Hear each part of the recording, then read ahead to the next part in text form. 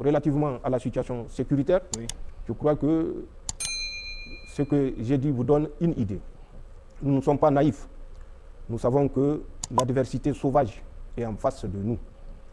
L'attaque de l'aéroport international Diori Hamani et de la base aérienne 101 n'est pas en dehors d'un processus que les forces néocoloniales, particulièrement les forces françaises, à travers tous leurs démembrements, les forces spéciales, les services et les forces de façon générale, sous la direction d'Emmanuel Macron, envers notre pays.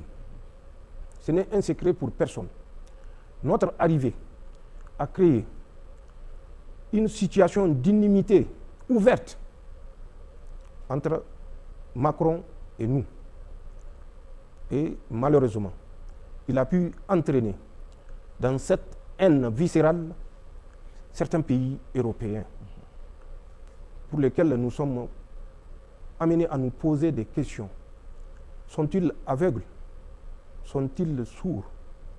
N'ont-ils pas observé ce que la France a fait depuis 1850 pour certains, 1880, 98, jusqu'à date pour d'autres sur nos territoires.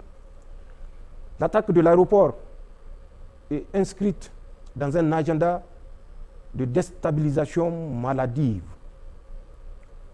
Macron a pris un engagement avant son départ qu'il fera tout pour renverser le régime nigérien qui a osé choisir la voie de l'indépendance, la voie de la souveraineté, la voie de la bonne gouvernance, la voie de l'autosuffisance à travers un développement des bases de production pour une souveraineté économique, la voie courageuse des réformes sociales que nous avions initiées.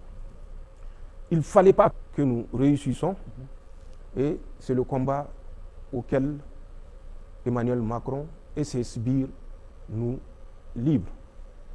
Malheureusement, avec l'accompagnement de certains chefs d'État de notre sous-région et d'ailleurs. L'attaque de l'aéroport, nous avons suivi les préparatifs depuis avril 2025. Du 26 au 28 avril, nous avions suivi, et j'ai eu à le dire, mais malheureusement, certains Nigériens ne retiennent pas ce que nous disons ici pour sonner l'alerte. Nous le faisons parce que nous savons que c'est ensemble que nous pouvons remporter ce combat. Du 26 au 28 avril, à travers les services français, les services, quand je dis les services, c'est la DGSE, c'est les forces spéciales, avaient inondé les mercenaires de la rive droite, donc du Gourma, dans la zone Liptako-Gourma, en armement, en moyens financiers et en tout type d'équipement militaire pour nous déstabiliser. Il n'y a pas que le Niger. Le Mali était dans le viseur. Le Burkina Faso était dans le viseur. Si vous avez suivi, c'est dans l'euphorie de la réception de ces moyens armements roulants, financiers et matériels de toute nature que la tentative d'incursion de Namaro avait eu lieu. Vous vous rappelez la correction que ces éléments-là ont reçue. Suite à cette correction que nous leur avons infligée, et surtout à l'initiative, parce que je l'ai dit, c'est l'euphorie de la réception de ce matériel mis en place par la France qui a poussé ces mercenaires-là à s'aventurer. Ils ont été recadrés. Certains ont été relevés de leur commandement. Parce qu'ils leur avaient donné des consignes fermes. Le signal, c'est aux Français de donner le signal de l'attaque. Donc nous suivons au jour le jour, jusqu'au 15 juillet 2025, où 5 agents français s'étaient réunis à côté, à Yablé. Yablé, c'est à une quarantaine, je crois, de kilomètres de Namaro. C'est un site aurifère. renseignez-vous auprès des orpailleurs, vous saurez de quoi je parle. Donc, du 15 au 19, ils s'étaient réunis.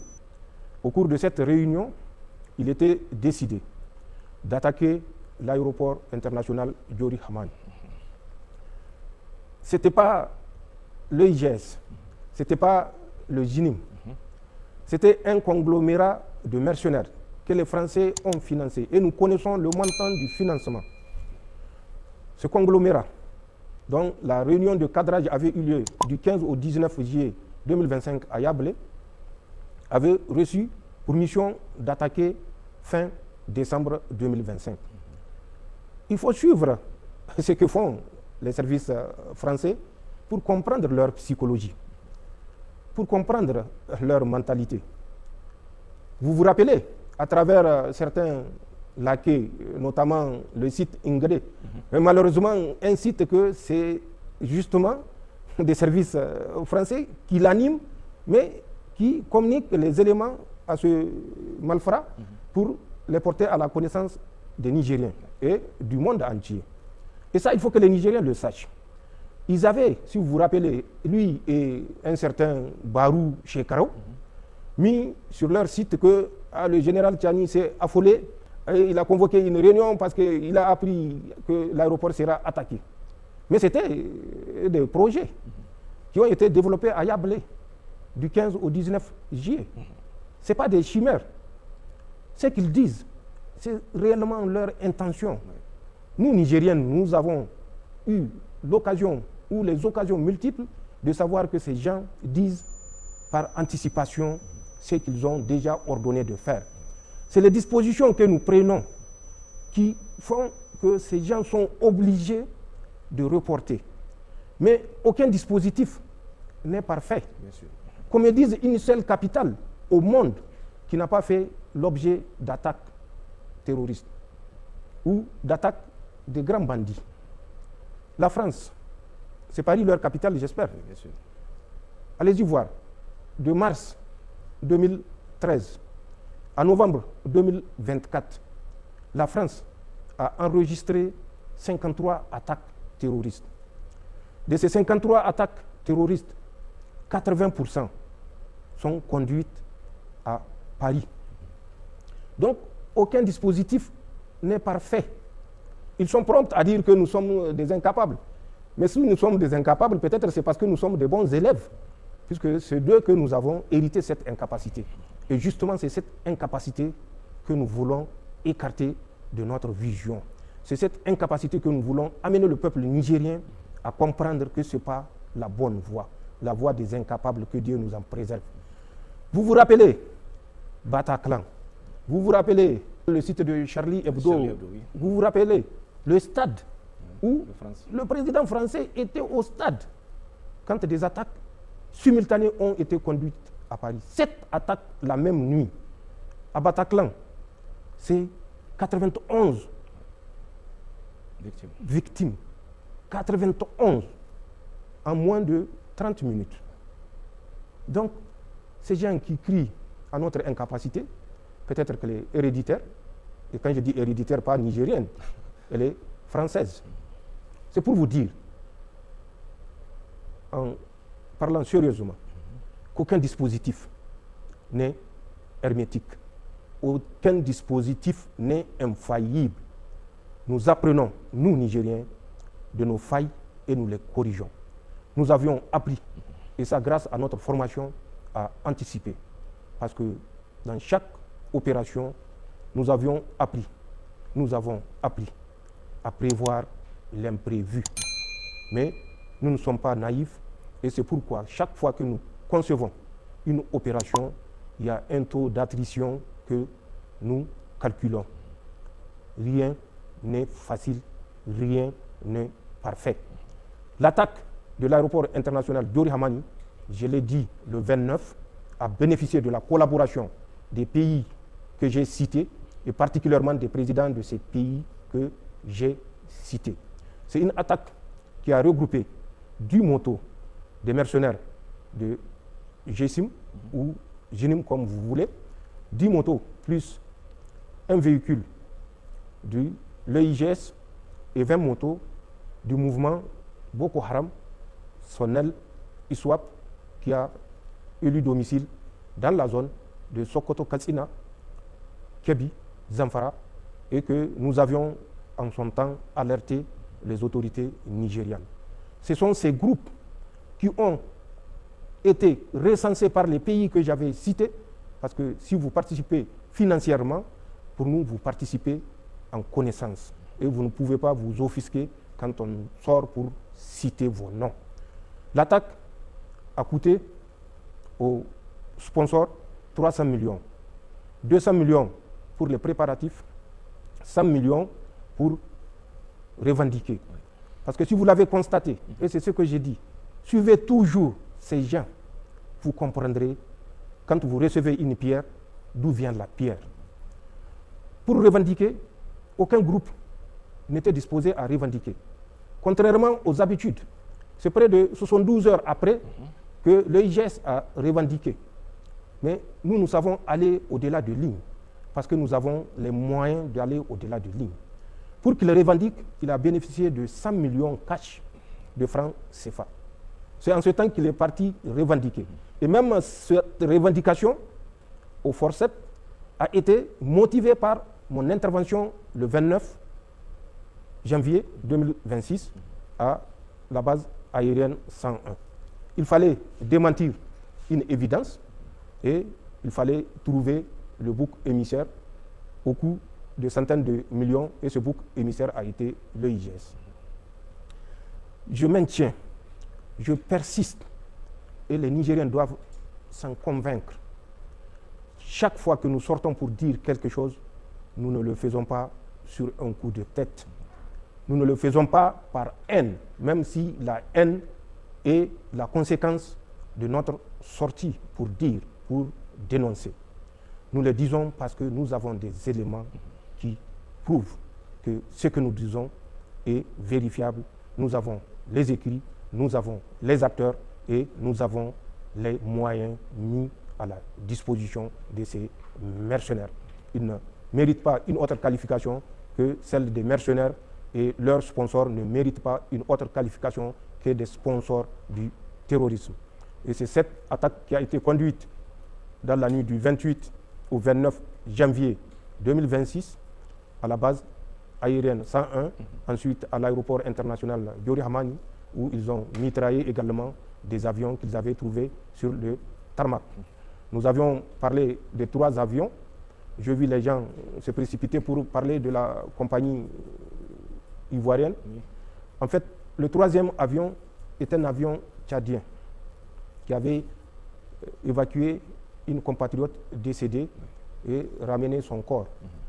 Malheureusement, c'est cet avion-là qui a été criblé de balles, comme les 2 avions de Askai.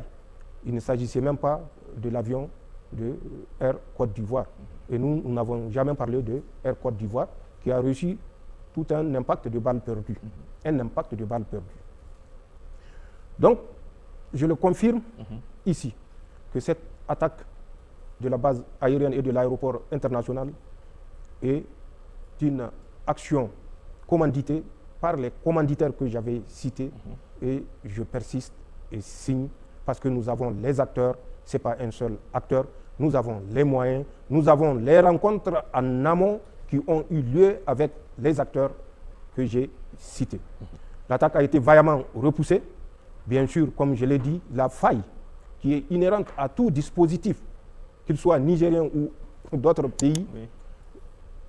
La faille a permis que cette attaque ait lieu, mais je crois que la réponse appropriée a également réconforté l'ensemble des Nigériens que les forces de défense et de sécurité sont prêtes à relever tout défi. Les attaques ne vont pas s'arrêter. Oui. Nous avons la dernière orientation que Emmanuel Macron a donnée. Je la garde pour les services qui travaillent de pied ferme pour y faire face. Cette attaque devait être le déclenchement, comme au Mali, suite à l'attaque septembre 2024 de l'aéroport de Bamako.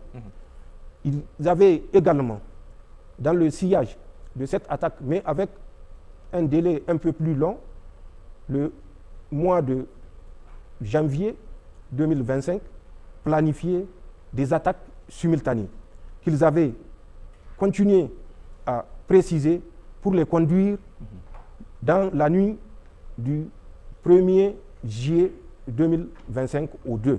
Cette attaque simultanée conduite au Mali, si vous vous rappelez. Oui. C'était le même principe qui a été retenu ici. L'attaque de l'aéroport international Diori Hamani devait être suivie, si elle avait réussi, de cette autre attaque qui ont été planifiées toujours par les forces françaises et les services spéciaux français. Et quand je dis services spéciaux français, vous savez de qui je parle, c'est la DGSE et leurs agents qui sont à côté au Bénin et qui sont en Côte d'Ivoire également. Donc ils avaient prévu cette attaque simultanée. Ces attaques simultanées devaient concerner Tamou, Saï, Torodi, Tera, Bankilari, Walam, Bani Bangou et Ayerou. Ces attaques devaient être la suite de l'attaque de l'aéroport international Diori Hamani de Niamey. C'est le châtiment réservé aux mercenaires et la leçon donnée à leurs sponsors qui a fait interrompre cet élan, cet assaut qui était planifié. Vous avez suivi, 2 jours après, ils ont tenté une incursion à Maklondi. Oui. Là également, parce que l'objectif des mercenaires et de leurs sponsors, et particulièrement de leurs sponsors, était de détruire tout ce que nous avons comme capacité aérienne. C'était ça leur objectif. Et à partir de ça, ça allait être un boulevard parce que les forces de défense et de sécurité n'auront plus de moyens aériens pour soutenir par le feu, par le renseignement, les forces de défense et de sécurité qui sont déployées sur l'ensemble de notre territoire ou qui étaient en opération au moment de l'attaque. Donc la planification des attaques successives à l'issue de l'attaque du 28 au 29 janvier 2026 était une planification des forces spéciales et des services français, mais nous savons avec, bien sûr, la bénédiction de leur mentor Emmanuel Macron et de ses laquais africains que j'ai cités, ouest-africains. Donc voilà ce qui s'est passé à l'attaque du 28 au 29 janvier 2026. Voilà sommairement le calendrier réservé au Niger. Et quand vous dites est-ce le prémisse à d'autres attaques, nous ne sommes jamais fait d'illusions parce que nous savons que c'est deux volontés qui se confrontent. Et nous sommes convaincus, Inch'Allah, la volonté du triomphe, la volonté de la victoire est du côté du Niger, du côté de la Confédération des États du Sahel. Nous ne pouvons, même démagogique, dire aux Nigériens qu'il n'y aura pas d'attaque. Je sais ce que je sais. Je sais les ordres qu'Emmanuel Macron a donnés. Je sais le déploiement qui a été fait. Je sais l'investissement fait. Et je sais la soumission, pour ne pas dire la servilité de certains laquais ouest-africains à aborder dans cette volonté de leur Seigneur. Parce que pour eux, Dieu n'existe pas. Allah subhanahu wa ta'ala est là et il est juge. Et nous sommes convaincus que nous ferons face de façon victorieuse avec la détermination qui nous caractérise à opposer une résistance à toute tentative et à anticiper également à travers les moyens qui sont les nôtres pour toute organisation dont l'objectif sera de troubler la quiétude des Nigériens. C'est ce que je peux dire de l'attaque, sommairement, que les Nigériens soient convaincus que c'est une attaque sponsorisée, c'est une attaque qui n'a pas atteint son objectif. Nous l'avons vu. Pour la première fois, les terroristes sont sortis 72 heures pour faire une revendication. Les terroristes, mieux, ont pour la première fois conduit une manœuvre c'est là où ça nous fait rire, avec un canevas. Jour J plus 1, jour J plus 2, 20h30, nous étions derrière l'aéroport international. 20h40, allez-y, voir. Il y a 5 points, avec une trentaine de sous-points. Depuis quand les terroristes s'encombrent avec des points et des sous-points? Et ils sont partis même jusqu'à faire un nota bene. Nota bene, nous ne sommes pas venus pour l'uranium. Mais qui leur a dit que l'uranium est à la base aérienne? C'est pour vous dire que les Nigériens apprennent à lire entre les lignes et à comprendre. Mais nous avons certes les moyens de lire entre les lignes, mais en plus des moyens entre les lignes, nous avons également l'expérience, quand même, ça me fait 41 ans de service militaire au profit de mon pays.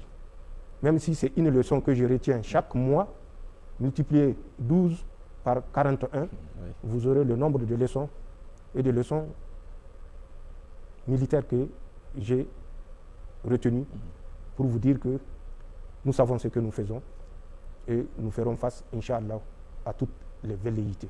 Monsieur le Président, dans la même lancée et de façon plus générale, d'abord, quelle appréciation avez-vous de la situation sécuritaire du pays, aussi bien en termes de prestations que d'effectivité? Ensuite, qu'en est-il à ce jour de la montée en puissance de nos FDS en termes d'effectifs, d'acquisition de matériel, de formation et de capacité autonome d'action sur le terrain? Enfin, quelles sont les perspectives à envisager, Monsieur le Président? Pour ce qui est de la situation sécuritaire dans notre pays, nous ne jugeons pas ou nous ne décidons pas par perception. Nous sommes pragmatiques. Nous nous basons sur des faits. Et les faits, je viens de vous les citer.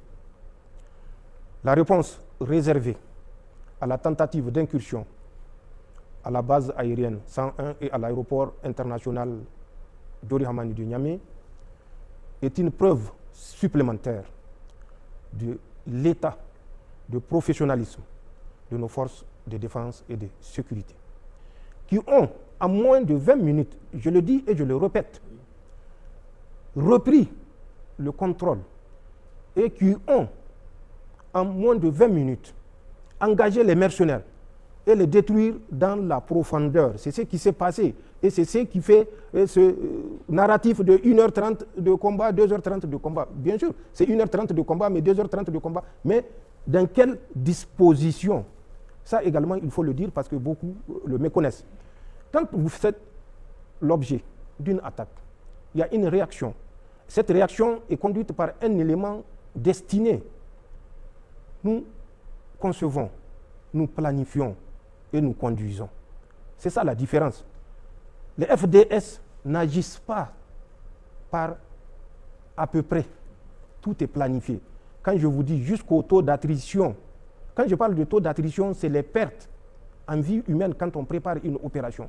Nous déterminons à travers des calculs bien précis le taux d'attrition en fonction de la menace, en fonction des moyens que la menace utilise, en fonction de la doctrine de la menace. Nous calculons les taux d'attrition. Donc, l'attaque est une preuve supplémentaire du degré de professionnalisme de nos forces de défense et de sécurité, du degré de formation de nos forces de défense et de sécurité, du degré de réactivité ou de réaction pour termes militaires de nos forces de défense et de sécurité, des moyens appropriés dont disposent nos forces de défense et de sécurité. Tous moyens et professionnalisme qui leur ont permis non seulement de reprendre le contrôle en rétablissant l'intégralité de la base 101 et de l'aéroport international de Diori Hamani de Niamey, mais de poursuivre l'ennemi en le détruisant dans la profondeur. Renseignez-vous aux populations qui sont à 40, 50, 5 km autour de Niamey, ce qu'elles ont vu, ce qu'elles ont suivi. C'est un combat qui a continué jusqu'au lendemain. Donc, c'est ce qui fait que les gens pensent que c'est un combat qui a duré 2 heures de temps au sein même de l'aéroport.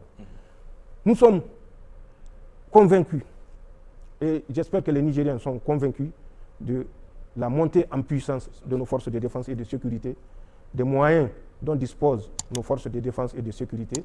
Je l'ai dit, l'attaque devait donner suite à une série d'autres attaques.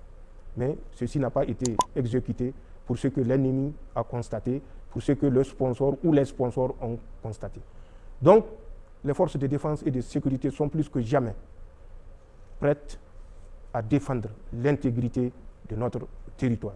Surtout qu'elles sont convaincues, et nous l'avons remarqué, à travers la mobilisation de la population autour de Niamey et dans Niamey pour accompagner les forces de défense et de sécurité le jour J, pour parler le langage des sponsors des mercenaires, et le jour J plus 1 plus 2 jusqu'à aujourd'hui également, où nous continuons, en plus de ceux que nous avons neutralisés, à interpeller les collaborateurs, les complices, en plus de ceux qui ont été capturés sur le terrain des combats. Voilà ce que je peux vous dire sans rentrer dans des détails, puisque c'est ces détails-là que l'adversaire utilise contre nous et qu'il projette ou en tout cas revoit sa planification. Les forces de défense sont prêtes. La montée en puissance n'est pas une vue de l'esprit, n'est pas de la démagogie. Ceux qui s'y étaient frottés ont compris. Ce n'est pas qu'ils se sont fait piquer, ils se sont fait transpercer. Voilà ce que je peux vous dire par rapport à cette question.